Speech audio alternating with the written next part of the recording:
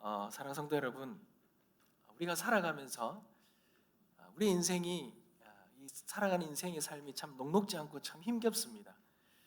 그 이유가 뭐냐 하면 우리의 삶은요 늘 플러스의 삶을 요구하기 때문에 그래요. 늘 우리의 삶은 더해지는 삶, 더하기의 삶을 원합니다. 더 가지고, 더 채우고, 더 높아지려는 삶. 그렇죠.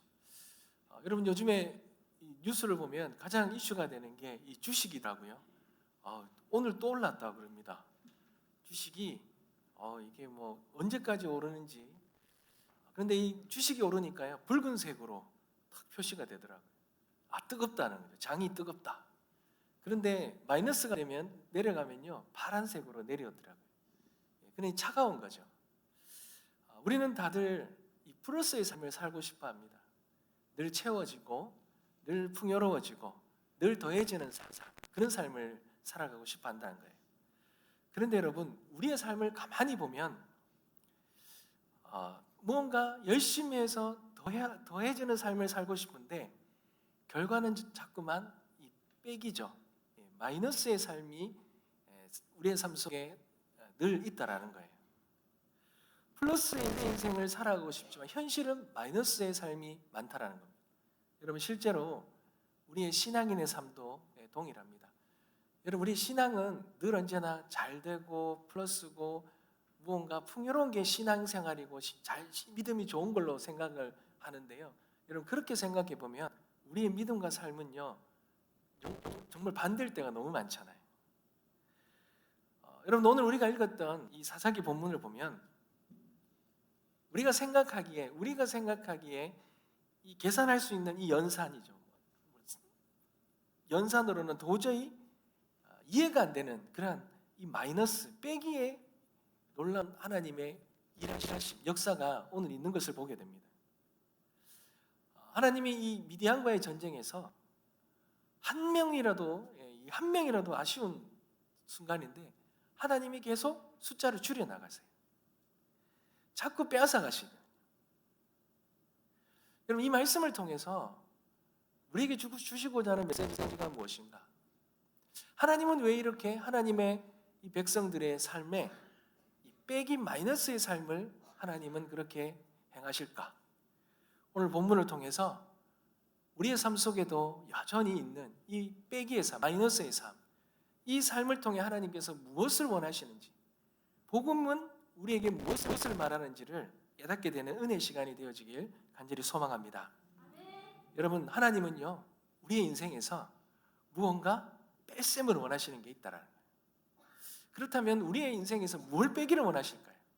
여러분 그 첫 번째가 여러분 교만, 자랑을 빼기를 원하신다는 거예요. 여러분 오늘 본문 한번 말씀을 보십시오. 기드온이라는 사사가 이스라엘을 구원하기 위해서 일어서죠. 그런데 상황이 참 좀 절망적입니다. 여러분 적군 미디안의 연합군의 숫자가요 13만 5천 명이나 됩니다. 13만 5천 명이다 이러면 가늠이 잘 안 되는데요. 여러분 상주시 인구가 얼마나 될까요? 지금 이제 8만 대로 떨어졌다. 상주시 인구보다 더 많아요. 13만 명 정도 되니까요. 김천시 인구보다도 조금 더 많은 것 같더라고요. 여러분 그만한 숫자의 이 미디안 연합군이 있어요. 성경은 이렇게 말합니다. 메뚜기 떼처럼 많고 해변의 모래처럼 깔렸다 이렇게 표현합니다. 많다라는 거죠.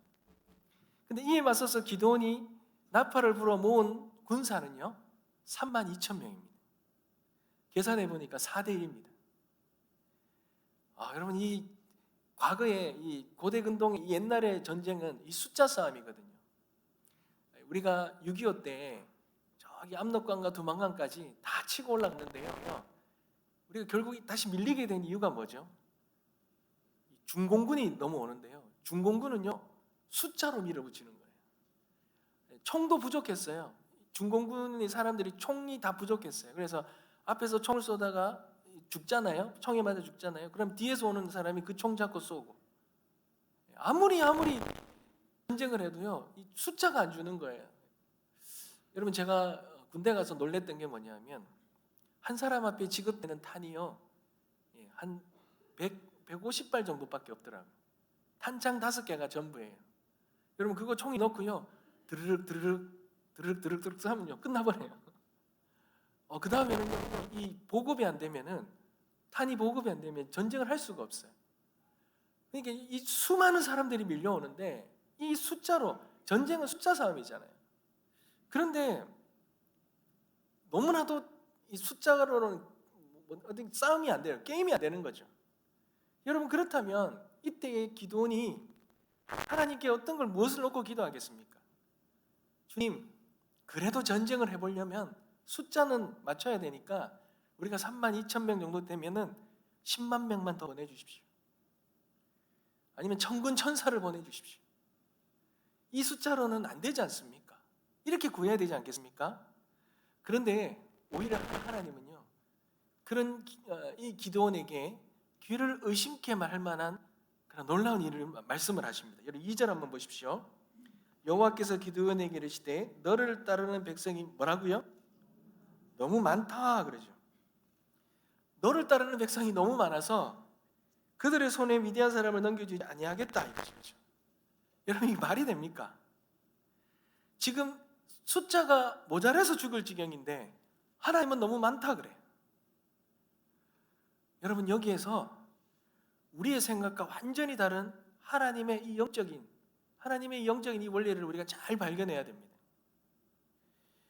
여러분 성경에 보면 한 가지 공통점이 나오는 게요. 이 전쟁은요. 하나님이 항상 이 전쟁의 승패는 숫자에 두지 않으셨어요. 그렇다면 하나님은 무엇을 두셨을까요? 뭐에 중요하게 여러분 이 전쟁에 이기고 지는 것에 하나님이 의미 있는 것이 아니라 그 모든 것을 통하여서 하나님은 하나님의 백성이 무언가를 깨닫기를 원하시는 거예요. 무언가 하나님의 백성다운 모습을 갖추기를 원하시는 여기에 중심이 있어요. 성경의 관심은 거기에 있다는 거예요.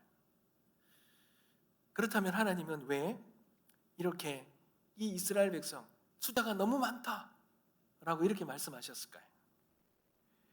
여러분 그 이유가 바로 이어지죠. 뒤에 한번 볼까요? 이는 이스라엘이 나를 거슬러 스스로 자랑하기를 내 손이 나를 구원하였다 할까 함이니라 그러죠. 하나님이 지금 이 전쟁에서요 두려워하는 것이 하나 있는데 그게 미디안의 그 13만 5천 명이라는 그 막대한 군사력을 하나님은 두려워하는 것이 아니라 하나님은요 이 숫자가 문제되지 않습니다. 하나님이 진짜 두려워하시는 것은 경계하시는 것은 바로 이 전쟁의 승리를 통하여서 이스라엘 백성들이 가지게 될 이 마음의 교만함, 이 자랑, 이것을 하나님이 가장 경계하신다는 것입니다. 사랑하는 성도 여러분, 만약에 이 32,000명으로 13만 5천 명을 이겼다 해보십시오. 4대1이 되는 싸움에서 이겼다 해보십시오. 전쟁이 끝나면 이스라엘 백성들이 뭐라 말하겠습니까? 이거 우리가 해내겠다 하지 않겠습니까? 내 칼솜씨가, 우리의 전략이, 우리의 군사력이 더 강했다. 우리가 해내고 말았다. 이렇게 생각하지 않겠습니까?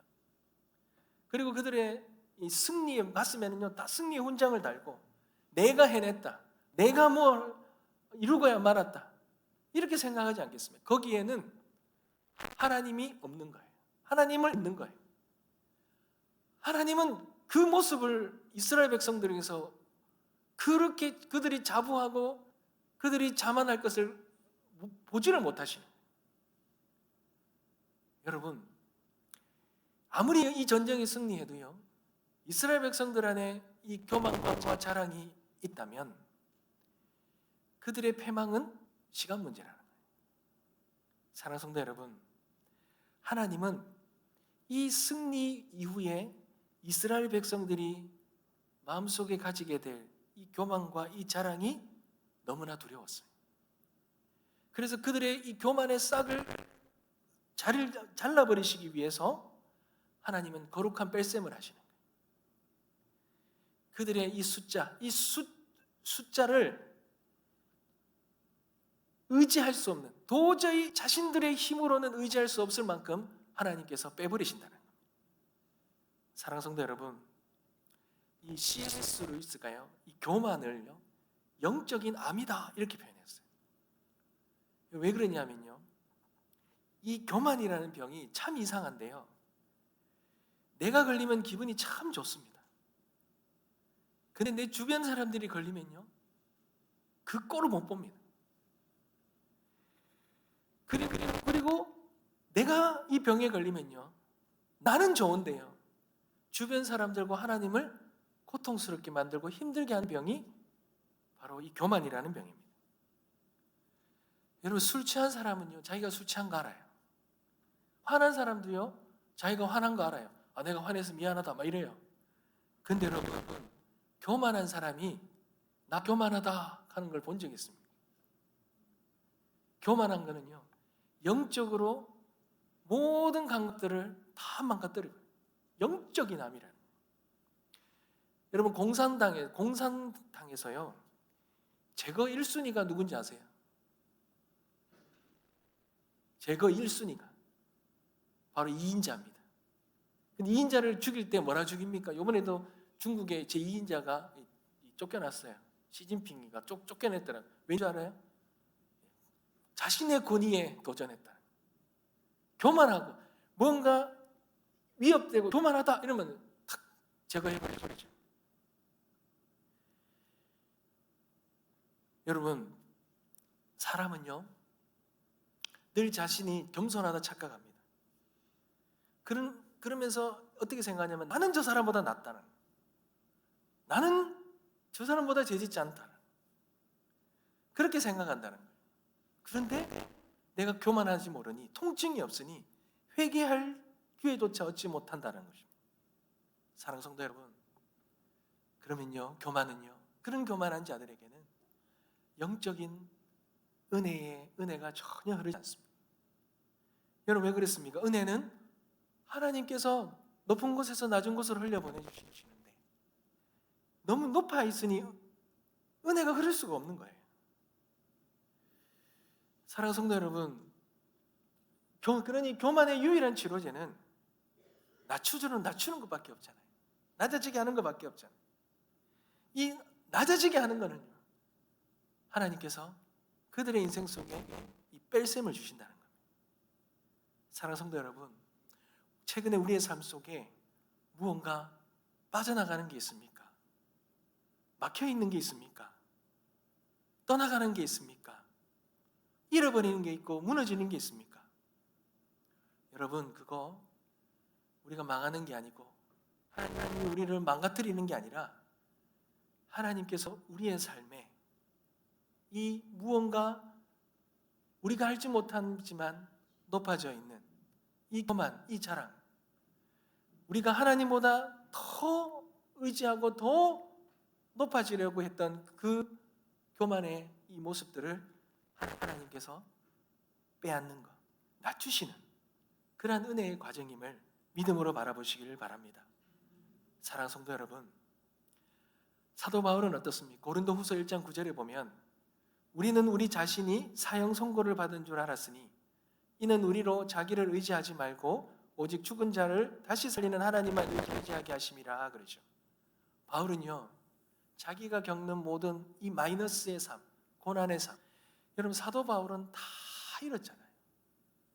자기가 가지고 있었던 모든 것이 다 배설물로 다 빼앗겼잖아요. 근데 그러면서 그의 인생이 끝이다, 절망이다, 사형 선고를 받았다는 것이 아니라 그것을 통하여서 자기를 의지하는 것이 아니라 하나님을 의지하게 되었다. 사랑하는 성도 여러분, 우리가 지금 겪고 있는 상실감이 있다면 그건 하나님이 버리신 것이 아니라 하나님이 우리의 삶 속에 웅덩이를 파고 있는 거예요. 왜요? 그 세상의 그 교만과 그 자만과 그 나를 의지하는 그 우상 숭배의 모든 흙탕물들을 하나님께서 다 제거하시고 하나님의 은혜의 생수로 우리를 채우시기 위해 하나님이 웅덩이를 파고 계신다는 거예요. 우리의 삶에 뺄셈을 하신다는 거예요. 우리를 빈털터리로 만드신다는 거예요. 그래야만 그곳에 주님 한 분만으로 가득 채울 수 있기 때문에 내 능력으로 살았다는 것이 아니라 내 수완으로 해결했다는 것이 아니라 하나님이 하셨습니다. 전적인 하나님의 은혜입니다. 이 고백을 할 수밖에 없도록 하나님께서 우리의 인생과 삶에 거룩한 뺄셈을 행하신다는 것입니다. 사랑하는 성도 여러분, 하나님 나라의 연산법칙은 다릅니다.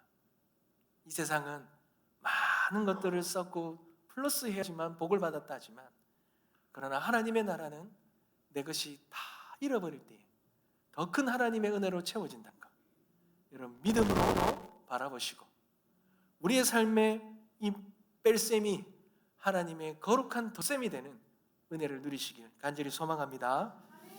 여러분, 두 번째는요, 하나님이 우리의 삶 속에 이 뺄셈을 하는 이유 중에 하나가요, 이 두려움을 빼앗아가기 위함입니다. 여러분, 계속해서 말씀을 보면요, 이 32,000명이 있는데 하나님께서 그 중에서 그 사람 중에서도 그 사람 다 데리고 전쟁을 치르는 게 아니라 거기에 있는 사람 중에 이렇게 명하잖아요. 누구든지, 3절 한번 보십시오. 이제 너는 백성의 귀에 외쳐 이르기를 누구든지 두려워 떠는 자는 길라앗을 떠나 돌아가라 하죠. 두려워하는 자는, 지금 전쟁에 끌려 나왔는데요, 전쟁을 하려는데 두려워하는 자는 돌아가라 그럽니다. 여러분, 그러자 무슨 일이 일어납니까? 22,000명이 짐을 싸서 돌아갑니다. 여러분, 3분의 2가 썰물처럼 빠져나갑니다. 남은 거는 이제 10,000명밖에 안 남았어요. 여러분, 기도한 마음이 어땠겠습니까? 주님, 이거 왜 이러십니까? 이거 전쟁을 하라는 말입니까? 그런 말 안 들겠습니까? 여러분, 인간적인 눈으로 보면요, 이건 거의 잠의 수준입니다. 근데 하나님은 관점으로는 다르지요. 여러분, 하나님이 왜 이 겁쟁이를 돌려보내겠습니까? 하나님이 단순히 숫자를 줄이는 것을 왜 그냥 뭐 숫자 줄이려고 이런 게 아니죠. 여러분, 두려움은요 전염병입니다. 두려움은 그 어떤 전염병보다요 전파력이 빠르고 치명적입니다. 돌아간 22,000명요, 그와 남아있는 10,000명의 차이가 뭡니까? 체력 차이입니까? 칼솜씨 차이입니까? 아닙니다. 바로 이 시선의 차이입니다. 돌아간 자들 눈에는요, 이 미디안의 숫자를 보는 거예요. 그 숫자에 압도되어서 두려움으로 깜짝깜짝 달싹 못하는 거예요. 근데 남은 이 10,000명은요, 그들의 숫자를 보는 것이 아니라 다른 것을 보는 거죠. 보이지 않는 하나님을 보는 거예요. 여러분, 이 차이입니다. 육적으로 계산기를 두려보면요, 상황이 조금만 어려워지면 우리는 안 된다 그러잖아요. 절망하잖아요. 이 패배주의, 여러분, 이 패배주의가 옆 사람에게 순식간에 다 전달됩니다. 여러분, 이 한국교회 안에 얼마나 이 패배주의가 많은지 모릅니다. 어떤 무언가를 믿음으로 바라보고 하려고 할 때 얼마나 현실을 바라보는지 모릅니다. 얼마나 현실적인 계산기를 두드리는.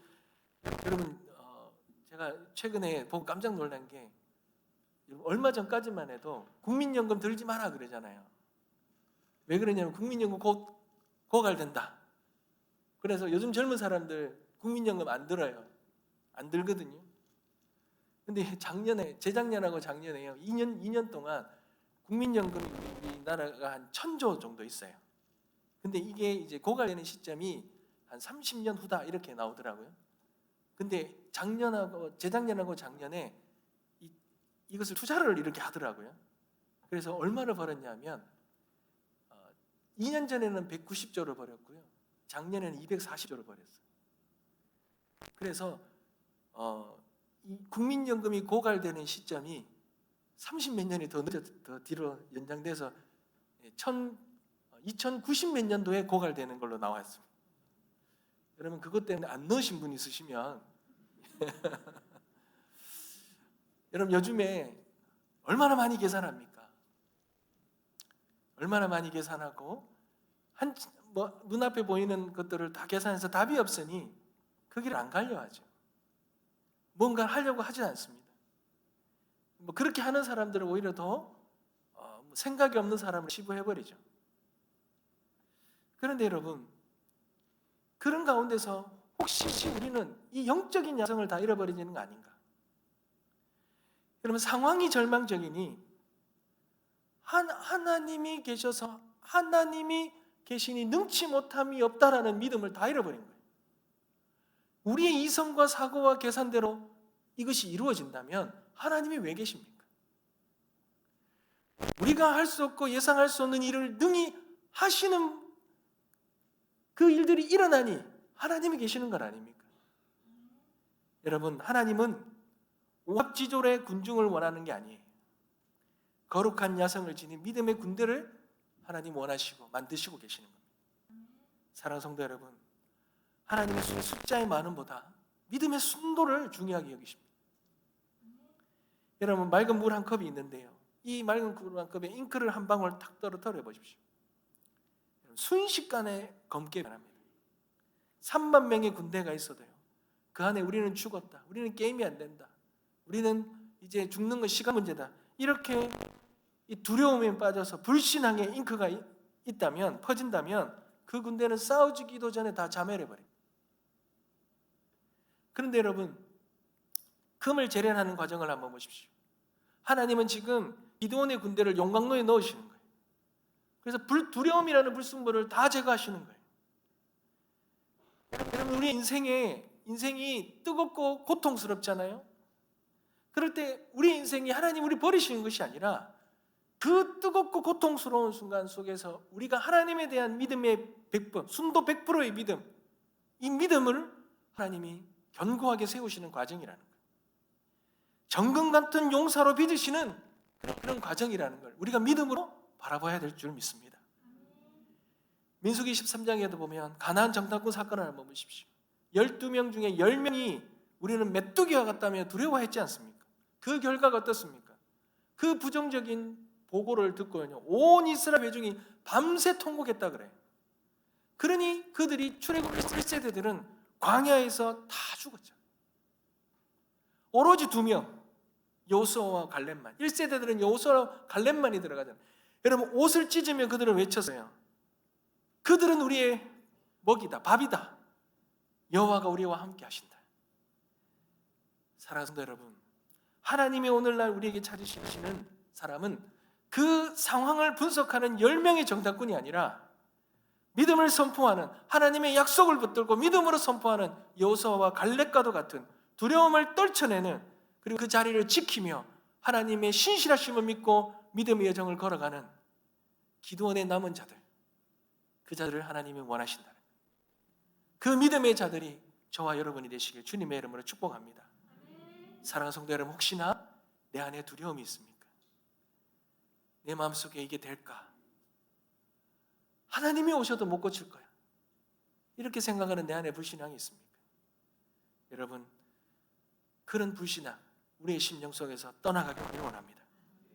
두려움을 안고는 영적인 전쟁을 할 수 없습니다. 하나님이 왜 이 상황을 왜 안 바꿔주실까라고 묻기 전에 내 마음의 믿음의 순도를 점검하시기 바랍니다.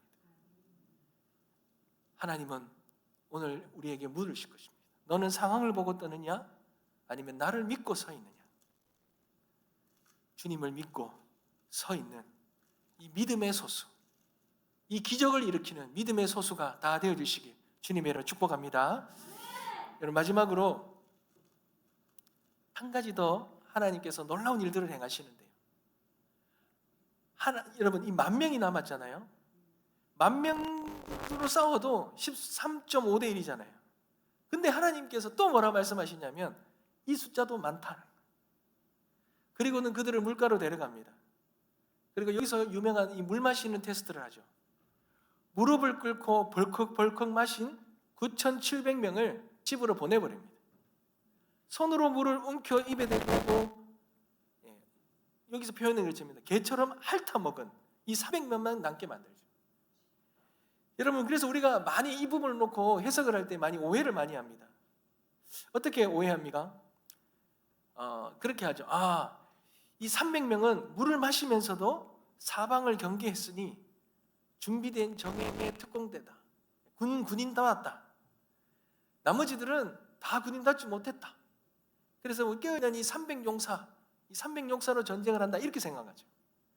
그런데 여러분, 이 문맥을 가만히 보면요, 여러분 상식적으로 한번 생각해 보십시오. 엎드려서 물을 그렇게 개처럼 핥아 먹는 그런 사람이 군인답습니까? 이런 폼이 납니까? 오히려 무릎 꿇고 두 손으로 물을 떠마신 사람이 더 안정적이지 않습니까? 신중해 보이지 않습니까? 여러분, 우리가 이것을 볼 때 하나님이 300명을 뽑으신 이유가요, 문맥적으로 해석을 해보면 이들이 정말 탁월하고 이들이 정말 용맹스럽고 이들이 정말 하나님 보시기에 기적을 행할 만큼의 능력 있는 그런 자가 아니라는 거예요. 오히려 반대라는 거예요. 누가 봐도 이 사람을 데리고는 저 미디안 사람과 이길 수 없다라고 하는 사람. 가장 볼품없고 가장 우스꽝스러운 자세로 물을 마시는 그 소수만을 남겼어요. 여러분, 왜 이렇게 하나님 하셨을까요? 왜 이렇게 몰아가셨을까요? 여러분, 이렇게 해서 이런 자를 데리고 전쟁에서 이겨야지 인간의 힘이 아니라 하나님이 하셨다라고 고백하지 않겠습니까? 이게 바로 하나님께서 행하신 이 십자가의 원리입니다. 여러분, 예수님 한번 보십시오. 그분은 가장 연약한 아기의 모습으로 이 땅에 오셔서 가장 무력한 모습으로 십자가에 달리셨어요. 세상의 눈으로 볼 때는 십자가는 실패입니다. 약함의, 연약함의 극치 아닙니까? 그런데 그 약함을 통하여 인류를 구원하는 가장 강력한 생명의 역사를 이룬 게 이 십자가 아닙니까? 사도 바울이요, 이 비밀 깨닫고요, 고린도후서 12장 10절에 이런 고백하잖아요. 내가 약할 그때에 강함이라. 여러분, 내가 약할 그때에 강함이라. 이 말은 내가 하는 게 아니라 하나님이 하셨다. 사랑하는 성도 여러분, 19세기 위대한 설교자 앤드류 머레이는 겸손이라는 책에 이렇게 말했어요. 물은 가장 낮은 곳을 찾아 흐른다. 하나님의 은혜도 마찬가지다. 우리가 스스로 높아져 있으면 은혜는 흘러들을 수 없는데 하나님은 우리를 낮추심으로 은혜가 고일 수 있는 웅덩이를 파시는 것이다 이랬어요. 미디안의 13만 5천 명은 스스로 높아진 산이에요. 그런데 기온의 300명은 움푹 패인 골짜기라는 거예요. 하나님은 산을 깎아서 이 골짜기를 메우시는 분이시라는 거예요. 사랑하는 성도 여러분, 하나님이 정말 하셨다라고, 하나님만이 하실 수 있다고, 여러분, 이걸 그냥 예의 차원에서 하는 게 아니라요, 정말 내가 연약하고 내가 힘이 하나도 없었다. 그런데 내 삶 속에 놀라운 일들을 행하실 때 그때 터져 나오는 게 하나님이 하셨다. 약한 그때에 하나님이 강하셨다. 이 고백이라는 거예요. 여러분, 저는 바울이 왜 이런 고백을 이렇게 많이 했을까? 바울은요, 사명을 감당하는데요, 그걸 얼마나 힘듭니까? 그런데 그러면서 자기가 했다는 게 아니잖아요. 그 믿음의 경주도요, 겨우겨우 달려왔다 그러잖아요. 그리고 자기는 이 모든 것들을 자기가 한 게 아니라 그러잖아요. 그래서 사도 바울은 왜 그렇게 이런 말을 많이 할까? 또 반대로 말하면 하나님은 왜 바울에게 이런 사명을 주시고는 왜 이렇게 힘들게 하셨을까? 왜 그토록 연약하게 하셨을까? 왜 그토록 육체의 가시를 주셨을까? 여러분, 그 이유가요, 가만히 보니까요, 바울이 가진 게 너무 많아요. 바울이 가진 게 너무 많은데 이거 가진 채로 그 사명을 감당하는데 과연 가능했을까? 가능하다. 여러분, 내가 힘이 많아요. 가진 것이 많아요. 내가 소유한 게 많아요. 능력이 많아요. 그런데 이 사명 감당하면요, 에이, 더러워서 못하겠다. 여러분이 그렇게 그 사명 감당해낼 수 있겠습니까? 우리는 흔히 능력 많이 있고 내가 소유한 것 많이 있으면 잘 뭔가 하나님 주신 사명 감당할 수 있을 거라 생각하죠. 아니에요. 전혀 반대예요. 하나님의 사명은 그렇게 감당하는 게 아니더라고요. 여러분, 하나님 사명 감당하는데 얼마나 나의 이 성격이 올라오는지 아십니까? 내 힘을 쓰고 싶은지 아십니까? 내가 가진 거 의지하고 싶은지 아십니까? 그런데 그거 하나님 사명 감당하려면 내 안에 뭔가라도 있으면요, 그것 때문에 못하는 거예요. 그런데요, 내 안에 가진 게 아무것도 없고 내가 뭐 할 수 있는 것도 아무것도 없는데, 근데 하나님 불러서 세우시고 이 일을 하라고 하시죠. 그러니 내가 할 수 없는 거예요. 하나님만 의지할 수밖에 없잖아요. 사랑하는 성도 여러분, 하나님은 하나님의 일들을 감당하기 위해 우리의 인생과 삶을 뺄셈을 한다는 거예요. 그래야 그 연약함 속에 하나님의 능력이 드러나는 거예요. 하나님만이 하실 수 있다고 고백할 수밖에 없는 그 놀라운 은혜의 신비가 나타나는 것입니다. 사랑하는 성도 여러분, 오늘날에도 그런 놀라운 역사들의 이야기가 얼마나 많습니까? 여러분, 어떤 권사님이 이 자녀들을 아주 훌륭하게 잘 키워내셨어요. 젊을 때 혼자 되시고 이 두 자녀들을 너무나도 잘 키워내신 거예요. 그래서 사람들이 궁금하잖아요. 그래서 물었더니 그 권사님 그러시더라고요. 저는 돈도 없고 남편도 일찍 떠나서 어떻게 이 아이들을 훌륭하게 키울까 고민을 많이 한 거죠. 근데 그때 그 권사님이 하는 말이, 나는 돈도 없고 의지할 남편도 없고 그래서 무릎으로 키웠다. 하나님이 키우셨다. 여러분, 돈 있으면 좋은 학원 보내잖아요. 의지할 남편 있으면 남편 의지하잖아요. 근데 가진 것도 없고 의지할 것도 없으니 그저 밤마다 붙들고 끄는 하나님밖에 없어요. 이 결핍이 기도가 되는 거예요. 나의 이 약함이 기도의 재료가 되어서 그것이 하나님이 이 자녀들을 향한 놀라운 역사의 밑거름이 됐다는 것입니다. 사랑하는 성도 여러분, 내가 가진 것 많다면 어떻게 무릎으로 키워내겠습니까? 사랑하는 성도 여러분, 저와 여러분에게 남은 300, 이 300이 무엇입니까? 남들에 비해서 턱없이 부족한 것, 너무나 보잘것없는 것, 너무나 드러내지 부끄러운 거죠. 모든 것이 다 끝났다라고 희망과 가능성이 전혀 보이지 않는 것이 이 300입니다. 그런데 여러분, 그것이 우리의 절망이 아니라 그것이 시작이라는 거예요. 어떻게 해요? 하나님의 능력이 머물고 능력이 시작되는 시작점이라는 거예요. 그런 놀라운 은혜가 저와 여러분의 삶 가운데 있게 되시길 주님의 이름으로 축복합니다. 사랑하는 성도 여러분, 말씀 맺겠습니다. 사랑하는 성도 여러분, 오늘 이 우리 본문의 말씀을 보면서 우리는 300에서 10,000명에서 32,000명으로 이렇게 무언가 늘어나고 더해지는 삶을 원합니다. 그것이 복음으로 생각하고 하나님이 역사하시는 놀라운 은혜의 방법이라 생각합니다. 그러나 여러분, 성경은 전혀 다르게 반대로 이야기합니다.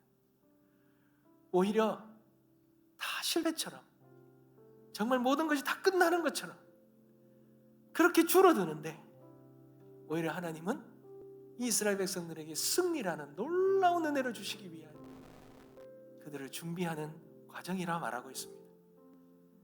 사랑하는 성도 여러분, 9절 한번 볼까요? 그 밤에 여호와께서 기드온에게 이르시되 일어나 진영으로 내려가라. 내가 그것을 내 손에 넘겨 주었느니라. 사랑하는 성도 여러분, 혹시나 내 힘을 의지하며 걸어가는 길을 걸어가고 있었다면 오늘 이 밤이 멈추는 밤이 되어지길 소망합니다. 하나님의 그 은혜와 능력을 등에 입고 가는 그러한 은혜의 시간이 되어지길 소망합니다. 내 손에 남은 것이 적습니까? 여러분, 괜찮습니다. 오히려 하나님이 지고 계신 것이 우리에게 더 큰 승리를 주신다는 그 믿음을 가지시고 기드온처럼 주님 앞에 순종하며 나아가 놀라운 영적인 승리를 다 거두게 되시길 주님의 이름으로 축복합니다. 오늘 이 밤에 하나님, 나는 300명밖에 남지 않았습니다. 그래서 왜 이러십니까가 아니라, 하나님, 나는 300명밖에 남지 않았습니다. 너무나 약합니다. 그러나 하나님이 나와 함께 하시면 능히 이길 수 있으리라 믿습니다. 그런 믿음의 고백을 올려드리는 귀한 은혜의 시간 다 되시길 주님의 이름으로 축복합니다. 우리 찬양 드릴까요?